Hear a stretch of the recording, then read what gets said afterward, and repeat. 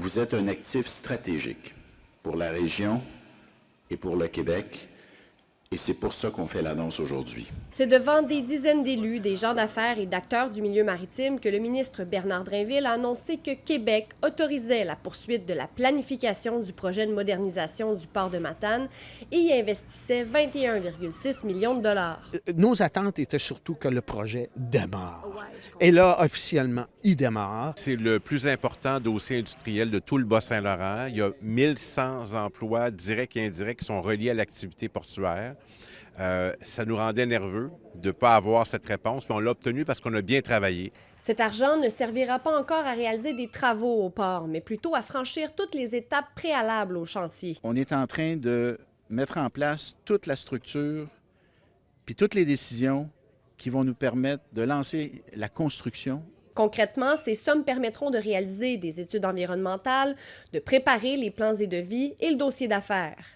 Si on n'a pas les autorisations environnementales, on ne pourra pas commencer. Fait que c'est pour ça qu'il faut absolument que ça soit fait. Là, on est en 2026. On espère, là c'est moi qui le dis, là, mais il y aura des précisions sur l'échéancier. On espère que les travaux pourront débuter quelque part en 2028.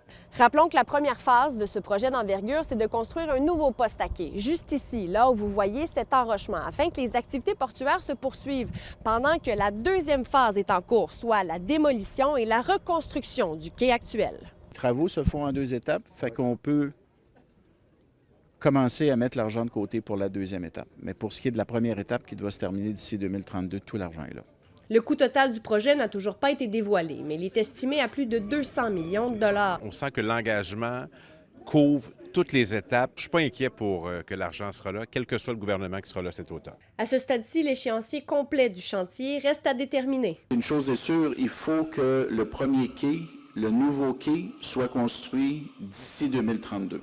Parce qu'en 2033, c'est la durée de fin utile du quai numéro 1 actuel, qui est à 28 seulement de sa capacité portante. Il y a des contrats d'affaires de transbordement qui se perdent à cause de cette faible capacité-là. Pour les élus et le milieu économique, cette annonce représente enfin le pas en avant attendu depuis longtemps. Ils y voient un jalon important vers la modernisation d'une infrastructure stratégique pour la Matanie, mais aussi pour l'ensemble du Québec maritime. Vanessa Limoges, TVA Nouvelles, Matane.